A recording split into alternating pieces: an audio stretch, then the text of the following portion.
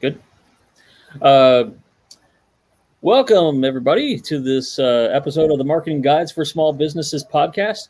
Um, Landing pages. There are these mysterious things that float out there on the web, and they aren't websites, but still, yet they're the secret weapons of conversion for those who know best how to use them. We're going to talk about them today so you can not only understand what landing pages are, but how they fit into your marketing ecosystem. What makes for a good landing page, what we should avoid, even lead magnets, and some other fun things for us to talk about. I'm Dan Gershenson of Caliber Brand Strategy of Content Marketing in Chicago. And as always, I'm joined by Ken Tucker and Paul Bartle of Changescape Web in St. Charles, Missouri. Jen Kelly of New Initiatives Marketing in Toronto, and Ian Cantle of Outsourced Marketing in Bradford, Ontario. Welcome, everyone. Welcome. Thank you. All right, so let's get into this topic. And, forgive me for being a little more basic at the beginning, but just so everybody knows what we're talking about when we refer to landing pages, Ken, we're going to start with you because I think you can break this down pretty well as far as, what is a landing page and what are some of the more, fundamental components that a good landing page should have? Yeah. So the first thing I want to do is I want to start out with a couple of things I think your landing page should not have. And that is, it should not have a lot of navigation, if any navigation. The purpose of a landing page is to convert. You want people to take your call to action. So you don't want any distractions. You want minimal, if any, navigation, maybe just the ability to link back to the page that they came from, or maybe the main website that they came from, or for your brand or whatnot. So there are really two schools of thought, I think. One is you're going to see a long scrolling, information-rich homepage that lays out a lot of detail about the solution that's being offered. The other thing is you're going to find incredibly short, to the point, offer-focused landing pages that they're there to drive people to get them to take an offer. So your offer obviously has to be compelling. You have to be sending the right traffic to that landing page. I think a simple, clean design is best. When it comes to the forms, a couple of things. One is the less information you ask for, the better, typically. Now, there may be scenarios where you want to use your landing page as a disqualifier, which I think we talked a little bit about last week. But in general, you want to keep the fields that you're asking for minimal. You also want to make sure that the form is designed for mobile. And realize that if you're going to have a lot of people who are going to be hitting your landing page, filling out that form on a mobile device, you need to ask for as little information as possible. And I think it's actually, if it fits your business and it fits the offer, ask for a mobile phone number instead of an email, because it's a lot easier to type in a phone number than it is to type in an email on a mobile device. So if you need both, certainly ask for both, but really give that some good hard thought. Focus on benefits, not features. But before you do that, you also have to describe the pain that somebody might be experiencing if you're going to get into the long scrolling style of a homepage. If it's a really strong, compelling offer, they're probably already going to and you've done a good job of targeting. They're probably going to pretty well self-identify that they have that pain. So you may not need to do a lot of that. So you literally could create a single, almost completely above the fold landing page, for certain really strong offer focuses. But the other thing is make sure your call to action is compelling. Don't just use a simple single word like join or start. Use a phrase like join our tribe now. Make it have some excitement behind it, or start your free trial. They're so much better than just start or join, something like that. And then obviously you need to weave in some visuals. The last thing I'm going to say about a landing page before I forget to mention it is it's really critical. And that's to when they fill out the form, take them to a custom thank you page. Thank them for completing the information. preview what they're going to get with the offer. I think the best way to do that is with a video on the thank you page, welcoming them, thanking them, and if you're going to build a more complex funnel, then that can tee up an upsell opportunity that maybe, if they they have an opportunity now to take advantage of this special offer to get an even better deal. And so pretty long answer, but those are the things that I look for on a landing page. The last thing I guess I do want to mention is make sure you put your call to action in multiple places throughout as people are scrolling. So especially if you have the long scrolling page, and then also you have to test it. You have to see what works best. And I think Paul talked about this last week, where putting the form at the top or putting the form at the bottom can have a big impact. So test it and see which works better for your offer. Yeah, those are great points. Yeah, and I totally forgot about the thank you page and how much you can use that real estate for not only reinforcing the sale, but I'm glad you mentioned the upsell part, because that is kind of a really good opportunity to say, hey, don't forget to check out this too while you're at it. Well, and it does another really important function where you can, if you've got remarketing code on your landing page, and you just display a thank you message on that landing page, you don't really know if somebody's truly converted, and you might want to change your strategy for remarketing ads based on whether or not they landed on the landing page but didn't complete the call to action, fill out that form. And that they filled out the form if they land on the thank you page. So now you can create a different ad focus for those people, separate from people who just went to the landing page, and that's huge. So you want to take advantage of that. And it's better to get the whole experience going. And at the end of the day, we're in a world where experience really makes a big difference. Yeah, for sure. Ian, we've been talking a lot about landing pages in terms of marketing funnels, and I wanted to kind of also continue that with you about, why is a landing page important in the context of a marketing funnel in this whole ecosystem? So, how do you usually, think about landing pages in terms of funnels, either with yourself or with your clients? Yeah, great question. I mean, the key purpose of a landing page is to convert. So it's to be relevant, and it's to convert those offers that we talked about last week. The thing that people have to remember is that, first of all, it's got to be relevant. It's got to be relevant to the offer that you're presenting them with. It's got to be relevant to the ad you presented them with, for a couple of reasons. First of all, as a person, if there's no, that's not even a word. A lack of continuity. I was making up a new word there, I think. Discontinuity? Is that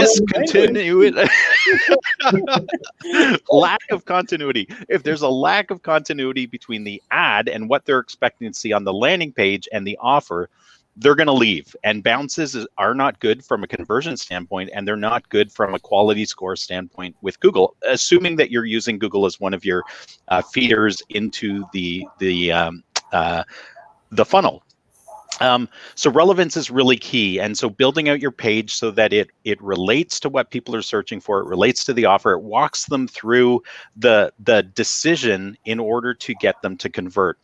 And then the other key part is it's your conversion engine. So where landing pages differ from a website is really talking about your overall products and services, about your business, why people should choose you. And some of the elements that would be on your website should be on your landing page as well, to draw them through, to make sure that they understand that you're an authority, that your business can deliver what it says it's going to deliver, that you're trustworthy. So having reviews, that kind of stuff. But it's really designed to move people to action. And then Ken mentioned, and this is really, really vital, is lead capturing. So the purpose of lead capturing is as soon as you can get somebody to fill in a form, and whether it's their email address, their mobile number, or whether it's just the pixel, at least you've now moved them into your world. So you have then an opportunity to follow up, nurture those relationships, keep talking to them without spending ads necessarily. And that's a real key, because the sooner you can get them off the, I equate ads as like high glucose sugar in your diet, right? That gives you tons of energy. You go like crazy, and then as soon as it's gone, you're like, oh, I need another fix. Yeah. But so you want to get them off of that into your own platforms as quickly as possible. Hey, Ian, can you elaborate a little bit about pixeling here and what that strategy would be? Sure. So pixeling, it's a good question, because we use internal marketing terms like that all the time, but maybe not everybody understands what that is. It's really a little piece of tracking code. And so basically any ad platform that you're going to advertise on has a pixel or some sort of tracking code. And what that does is it allows that platform to then watch what happens on your landing pages, your website, wherever you have that pixel or code, so that you can then first of all, see analytics of that in those ad platforms, but then you can also create custom audiences from that within those ad platforms, and even change the type of ads you then present to those people. So it's very, very powerful. I've seen, funnels that are built out entirely on pixels, so that as somebody moves through your landing page, they take a micro action. It then, you're on Facebook the next day and you're like, whoa, there's another different ad from this guy. And it's relevant because I already read his ebook, and now he's presenting me with the next level up. So pixeling that code is really, really important. I think it's important to just specify too that in this case, when you have a pixel strategy, you don't even need to get somebody to opt in from a form. Good point. You're not even asking them to provide any information. The pixel can do the work for you. Could probably do a whole show on pixels, I think, based on what I'm already hearing. But what we definitely can talk about here as well is you guys have really spelled out some great things about what people should do when it comes to landing pages. But Jen, I think you've done so many of these landing pages by now. You've seen the good and you've also seen the bad. And so, what are some of the bigger landing page mistakes you've seen from just others that you visited out there in the world and gone like, I can't figure out why they're doing that? What are some of the big offenses that you see out there? From the landing page trenches, eh? Yeah. The horror stories of landing pages. Absolutely. Let me walk you guys through an analogy, and for the small business listeners that might be, or viewers that might be wondering, landing page, I already have a website, what's going on here? I want to explain this in the way that in a situation that you already know. So many things we do in digital marketing sound like very, very complex. And while they might be on the back end, this same process you're already very familiar with. So imagine, let me tell you a story here. Imagine somebody walking by your store window, whether it's in a mall or on Main Street, and in the window you have a lawnmower there, and the customer stops and goes, "Okay, oh, yes, let me go in and either buy this is what I've been looking for, or find out some more information about it." Goes into the store, physically goes into the store, and is wandering around trying to find where your lawnmower section is. And none of the sales clerks are able to help them. And the person is desperately looking to either buy today or find out more information, and you just don't have the information there. There's nothing set up. Nobody knows where the lawnmowers are. It's not obvious. That's what happens when somebody clicks through to a landing page that isn't very obvious about what the offer is. It's not very clear.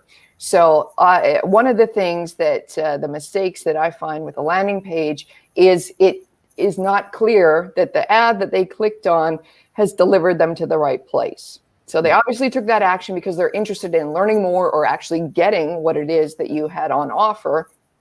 make it easy for them. Have that set up right there in front of the front door. If we're going back to the retail example, have it right there. So that is number one, what I see. Oftentimes, we find that people want to throw in so much extra into the landing page. If we stick with the lawnmower example, they're going to need a trash bin for, some of the yard work. While they're at it in the backyard, they might want to paint their fence, and I'm guilty of that too. If someone comes in and wants to talk about websites, I want to talk to them about their 5-year strategy and how's your logo and your branding. So we're all guilty of it for sure, but keep to the main offer, the one offer. Make sure that is the sole subject of that landing page. So the copy that you're writing, the images that you show, one thing. That I got two more things here. The other thing would be your page loads slow. So the potential customer is really interested in having some information, and the thing is taking so long to load. Excuse me. And then with that, Ken mentioned making sure everything was mobile friendly. So that landing page needs to show up on the mobile phone really well too. One of the things I wanted to get your take on is sometimes we see these landing pages that seem to scroll forever, like the War and Peace of landing pages. And this for you, Jen, or for anybody is what's your take on those? Do you favor a little bit more of a, like you were saying, Jen, nice, tight kind of here's what it is? Or, some of these that are just the whole feels like a website and just one long scroll, and it's not that things aren't different, but it's just so much to go through. Good, bad, where do you fall on that spectrum? I fall, it depends. And here's the thing. So those long scrolling emails, have their place. And it was from back in the day with direct mail, right? Those long, 6-7 page direct mail pieces that you would get that you just wonder, like, who has time for that? But they've stuck around because they are effective. So it would depend on the product or the service that you're offering. Typically, those are very emotional driven and function as if someone is having a conversation with the reader, talking about some pain points, telling a bit more story, bringing them down the funnel, if you will, into making a decision to go with the product or the service. So it's really a trust building thing, but it's got to be used in the right situation. And if you're going to do that, please splash out the money for a good copywriter, because it only works if you have an excellent copywriter that is really good with sort of long form direct mail copywriting. Yeah. Well, I thought when you said splash out the money, it was going to be tell us the money up front or something, because that is actually one of the things that I can't stand. I'm like, how much does it cost already? I just keep scrolling. Like, I'll come back up, I promise, but just tell me how much this thing is already. That's so funny. That's like, I'm ready to buy. Hold on, I haven't finished the presentation. I'm ready. I'm drinking the Kool-Aid, man. Yeah. Just tell me how much it costs. Yeah. But just thinking through some of the mistakes I've seen as well, one of the things I see is that, and it should be totally obvious, folks, but if you build anything, you should test it. I have seen landing pages and web pages where the forms don't work and they're wondering why they're not getting any leads. And it sounds really, really obvious, but you need to test it. And then you need to report and watch, see, run your campaign, see what happens, and then optimize it on an ongoing basis. Do some A/B testing, that kind of stuff, if you want to get fancy and better conversions.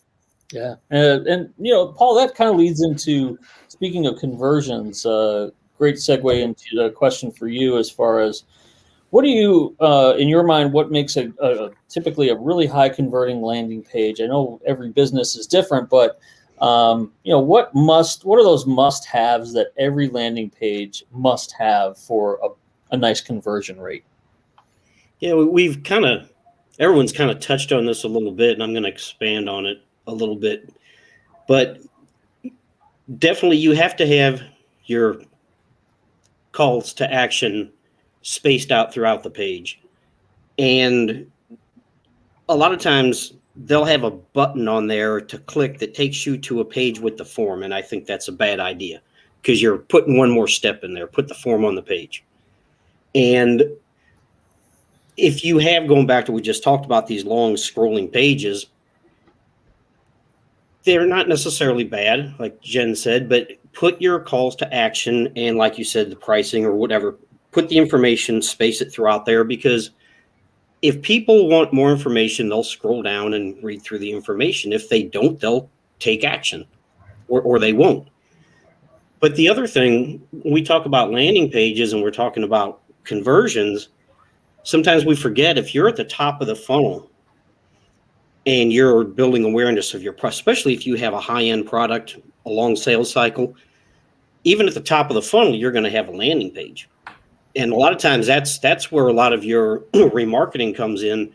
So you might have navigation on there. You know, Ken had mentioned a lot of times you don't want navigation. And at the bottom of the funnel, that's probably true. But at the top of the funnel, they may just be looking for more information. So you might want to have that navigation. And like Ian said, you have to test these things. But definitely put your calls to action on there and keep them laser focused, like Jen said. Because if you're driving traffic for, I think Jen used the example of lawnmowers, and then you start talking about landscaping tools, you just confused them. Okay, they're looking for lawnmowers, so that's what you should be laser focused on. And that's with a landing page. That's the purpose of it. It's not a website. It's a landing page, and it is specific to whatever you are driving them there for. And driving them, Ken, is kind of where I wanted to ask you about some of the things that you have seen as it pertains to driving traffic to a landing page. You know, there's a lot of different things in the traffic store that we can go to, but some probably are working out there a little bit better than others. What's kind of working for you when it comes to sending more people than others to the landing page you want? Yeah, I'll answer that here in just a second, but I love Jen's analogy, so I want to just kind of elaborate on that. Yeah. So the lawnmower in the front, you know, in the display window as you're walking along the street, that's your ad. When you walk into the store and you don't see anybody around and there's nobody to help and you can't find that's like when you send somebody to your homepage. If you make somebody have to work and they have to work too hard, they're just going to go somewhere else.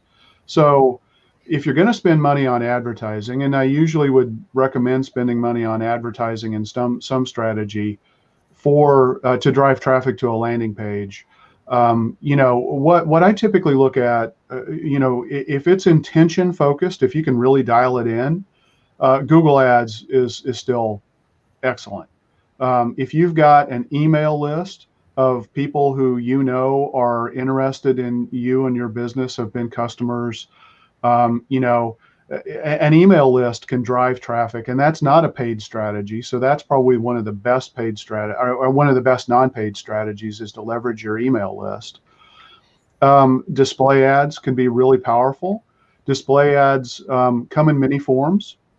Display ads can be banner ads that show up on websites where you're targeting people based on interests and demographics that kind of fit what you think your solution has to offer, so that and they're really, you know, probably very top of the funnel frequently, but they're awareness building ads, but they can get people, you know, into your funnels that way. You can have remarketing ads, which again are display ads, but these are going to be when people land on your landing page and then they leave, you know, then these are the ads that follow them around wherever they go. With the reminder of the same product. I mean, you know, Nordic Track and Bowflex get me all the time. And those things work because 4% of people convert when they first go to a page. So remarketing is really important, and it's usually a really cost-effective strategy. It could be from Google, it could be with display ads, it could be from Facebook. I mean, there are a lot of different things there. Facebook ads are, you know, can be really good because, again, you've got some really great targeting criteria. So you have to think about who is your ideal customer for this offer, and where are they going to naturally be spending time online? And so you want to look at your ad strategy from that perspective. You can use targeted direct mail campaigns to get people into your landing pages. That still works, and it can work really well depending on what you have to offer. Let's see. I think the last thing I want to talk about is, hyper local geofenced type ads where we've talked about this before, where you can actually target the customers of your competitors and run ads to them on their mobile devices and get them to to your landing page to take an offer, because you already know that if they're going to a competitor, they already have that high level interest. So if it's a car dealer or it's a Mexican restaurant, you already know if they're in a Mexican restaurant across town, they might be really interested in coming to your Mexican restaurant. They just may not even know about it. So give them a reason to come over. Right. So those would be the things that I would really look at. I mean, Facebook is great because it's got a lot of great targeting. Google Ads, super strong where there's strong intention, where you feel like somebody is ready to make that purchase decision. And again, if getting back to Facebook, if you're looking at lifestyle related things, Facebook is fantastic. Facebook works really, really well when it comes to lifestyle. Anything related to food or health or beauty, personal care, personal growth, things like that. It's really a strong platform. So, and then, Instagram is, managed through the Facebook advertising platform. So Instagram is a really strong platform.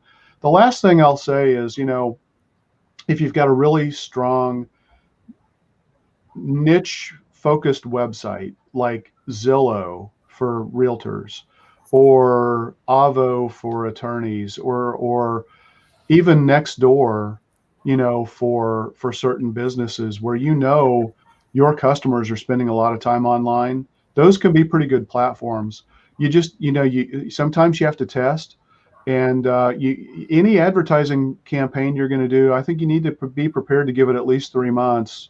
First month is gathering the data you need to make good decisions. The second month is really optimizing it. The third month is seeing how you can really have it run for you after you've had a chance to go in and do some optimization. And if you're not prepared to do that, save your money. Yeah. Look at a different strategy. SEO can work, but that's a really tough road to hoe these days. If you're fortunate enough to where you already have a really strong presence when people are doing organic searches for your business, then that could be a really good thing. But even with the predominance of Google My Business for local searches, I think the inclination is that people, and this is something that, Paul, we ought to try. We typically, I think, send people to the homepage for the business, but if their primary business category is something that's going to help them show up on the Google 3-pack, maybe you send them right to that page specifically and not send them to the homepage. It'd be interesting to test that and see if that makes a big difference in terms of conversions. Yeah, well, especially for homepage, that's usually sometimes where people end up, and to what all of you have really said is that can be the most popular, but it can also be the worst sometimes, because they get in there and they're like, wait a minute.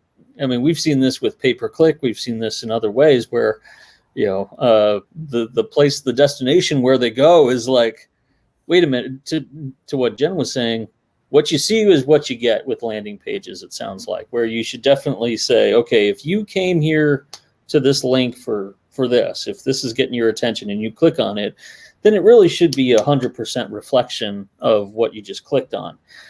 So many times what we typically see, though, instead is a destination of the homepage. Well, we got them here and they'll find it, they know what to look for. Or that patience. Or they may be looking for a whole lot of other things. I They mean, just so happen to be doing a search or clicking on an ad because they saw it, because it made them want to click on it. So yeah, that's not a good assumption. You know, the other thing too is advertising platforms reward you when you have that strong alignment from your ad copy to, you know, and the keywords or the demographics or interests that you've used to build that and present that ad.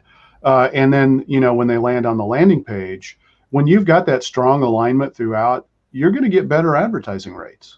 Yeah. There, you know, and as you were talking, I forgot there's a good landing page that we should mention, which is the reputation management landing page, that we all have done in one form or another for clients when it comes to either ourselves or maybe our clients, as far as, hey, we had a good experience. Let's send them to a landing page where they can give us a review and so on. That's a landing page too. And I think that gets neglected a lot of times. People just throw a link and hope that, you know, their folks are going to just click on that link and give them a good review somewhere, or maybe it's in their signature. When a landing page, I think, is just so, it speaks so much better of you. It looks more organized. And like you were saying, Ken, sometimes when it's a niche site like an Avo or Zillow or something like that, where you can give a review, that's just so much, it speaks so much better of your brand, I think, compared to some of the other low-key kinds of ways to do it. But Ian, you know, we could do a whole show on lead magnets, I think. You know, we could probably do a 5-part series on them.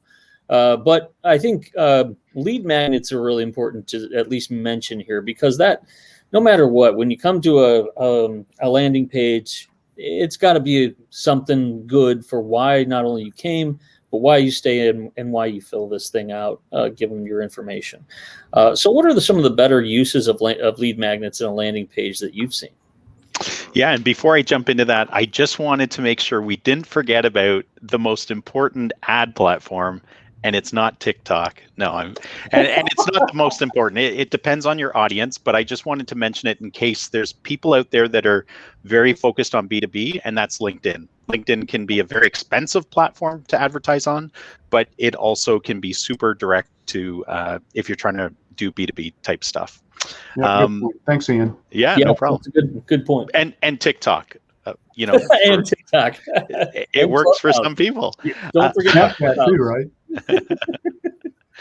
Just a note about that. I actually knew a business. I did an audit for them, and their main channel of advertising that was working very, very well for them, they were in the travel industry, was Pinterest. Pinterest was their entire ad platform, and they were smoking it because there was no other competition on there, which was interesting.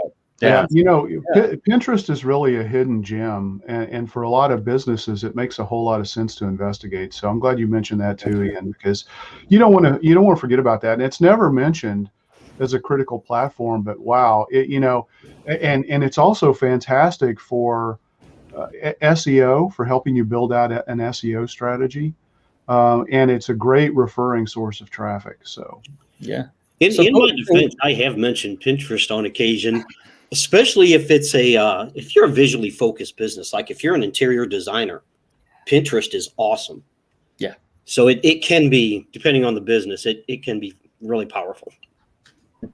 All right. So getting back to lead magnets. Yeah. Let's get magnetized here. Yes. I'm trying to think up a new word again, but I can't. So some very magnetized. I'm going to your Pinterest page, Ian, because I want to see what collections you have.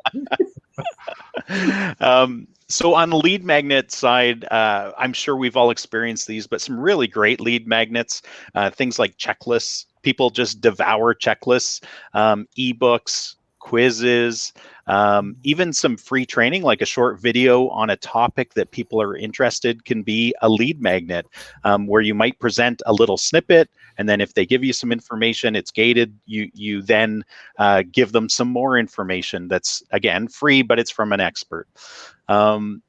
Digital samples. So like as an example, I've seen this done with actual books where people will give you the first chapter for free. You can check it out. Most of us are so attention deficit disorder that we'll like read the first paragraph and go, yeah, and just buy it, right? It's, you know,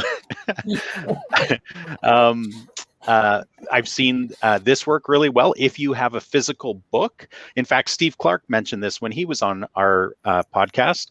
But if you have an actual physical book, and I think Ken does this as well, you let people get the book for free. They pay for the shipping, which is, again, you're getting a lot of information from them and you're giving them huge value.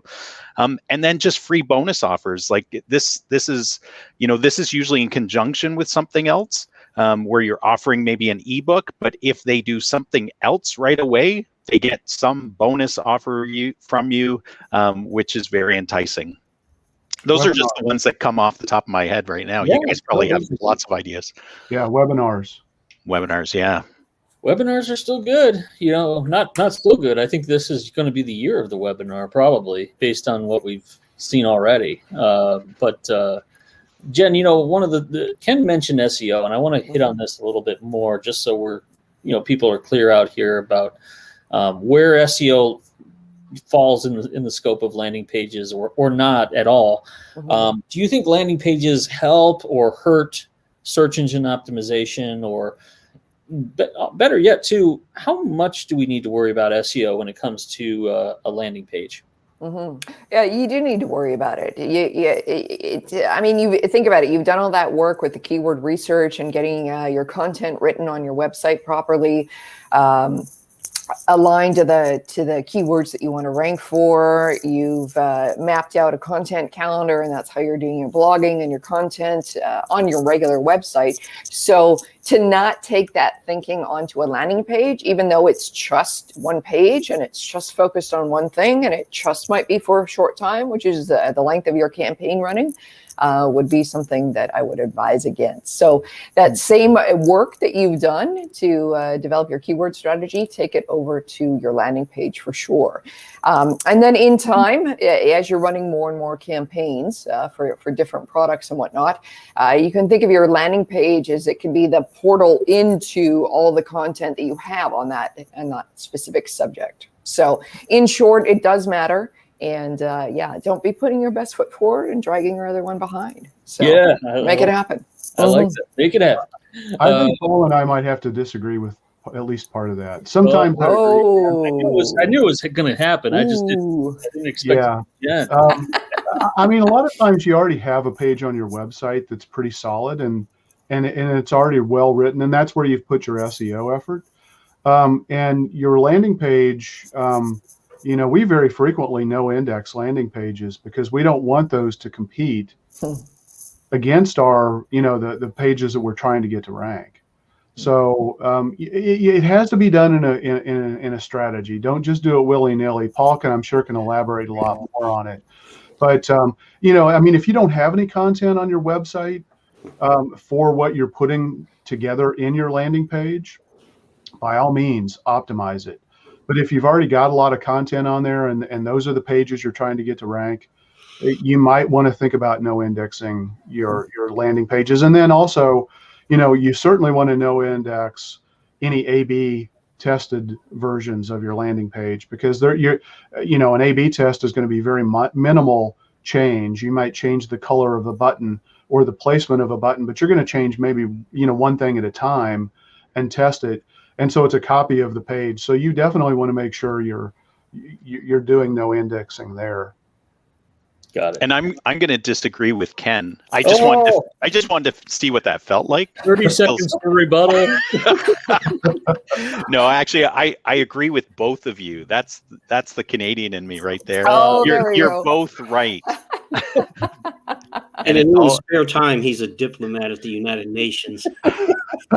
I'm joking, but it is true. You're both right. It's all about, you don't want to cannibalize your existing SEO, but you want to leverage that content for sure. Because if people are searching if you have a checklist in your landing page and you don't have it anywhere else on your website, and you can get free traffic to that landing page, why wouldn't you? That's the question I would ask.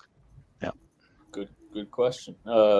My final question, though, is for Paul. I wanted to ask you, Paul, about something that's been gnawing at me the last week. I was seeing some people lately who have been saying, "Well, it's so much better when I don't gate content anymore. I feel liberated. I'm just giving away the content, and if they want to, give me their email address or phone number, they will. They'll do it.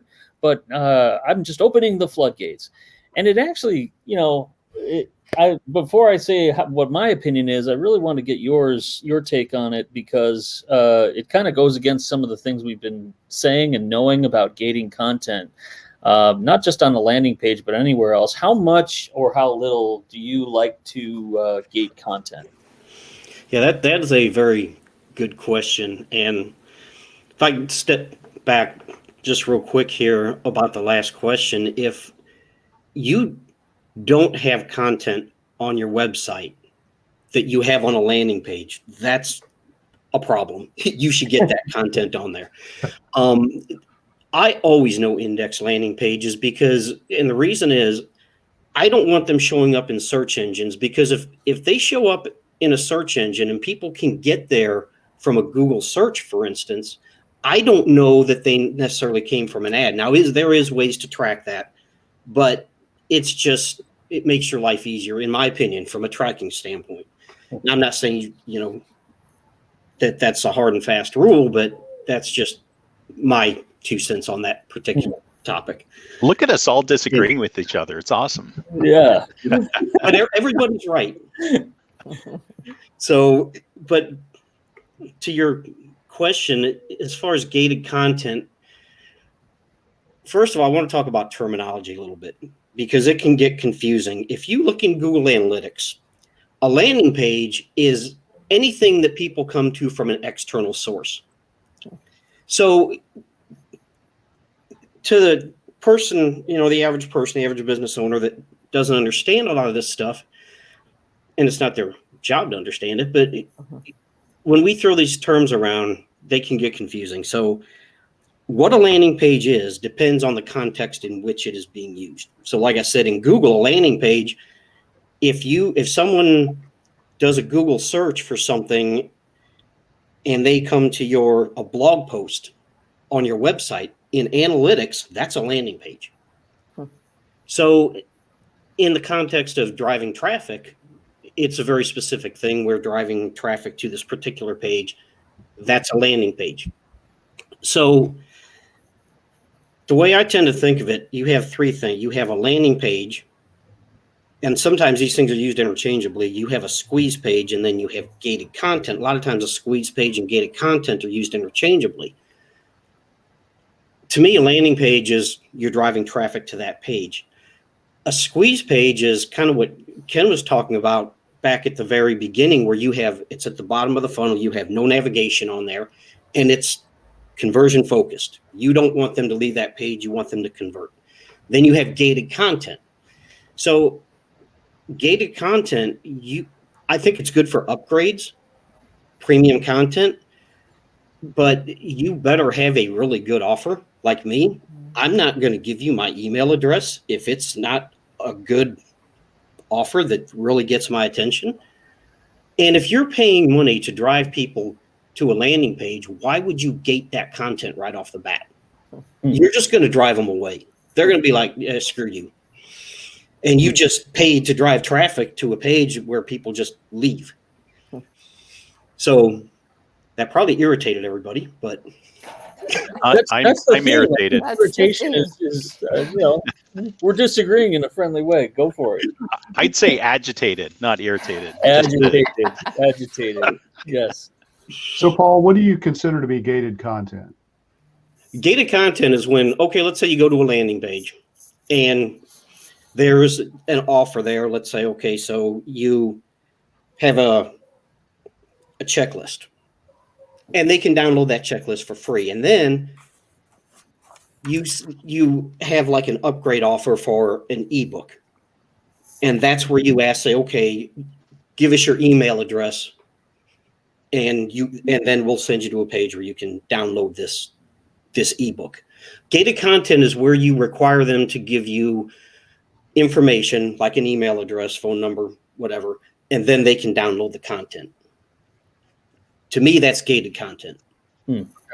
So, I mean, if they're actually getting something, part of the gated content that you capture gives you the ability to deliver the assets in some cases. So, or make it easy for them. So in the example, if somebody signs up for free teeth whitening, as an offer on, a dentist's landing page, you need to get their contact information. You need to get them scheduled. You need to have some way to make that happen. So in some cases, you have to ask for gated content. Yeah.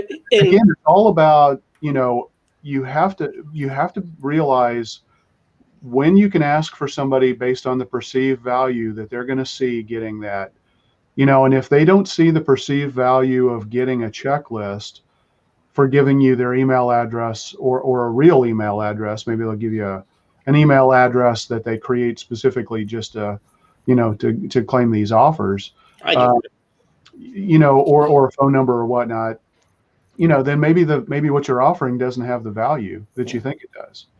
So gated content is a good way to check and see, is your offer or lead magnet valuable to somebody? Yeah, that's a really good point. And to me, if it's an offer, I don't necessarily consider that gated content because, like you said, in order for them to claim the offer, you have to have some way to follow up on that and to collect their information. So I guess it's treading a fine line, but when it's an offer, I don't necessarily consider that gated content. To me, gated content is give us your email address to download this ebook or something like that. Mm-hmm. Mm-hmm. Yeah, to me, it's an exchange of value, right? The only reason I'm asking for your email address is because I want to be able to communicate with you on different terms, but I need to give you something that you see a value, and I think that's been expressed well. But a value exchange is a really great way to consider that. Is you're not going to give away your email address for free. I understand that it's valuable, but my intellectual property, the things I'm going to give you, are of value too, and I need to make sure those things are of value, or else just as Ken said, nobody's going to give you their email address, if it's not of value. So yeah, I think those are really good points, guys.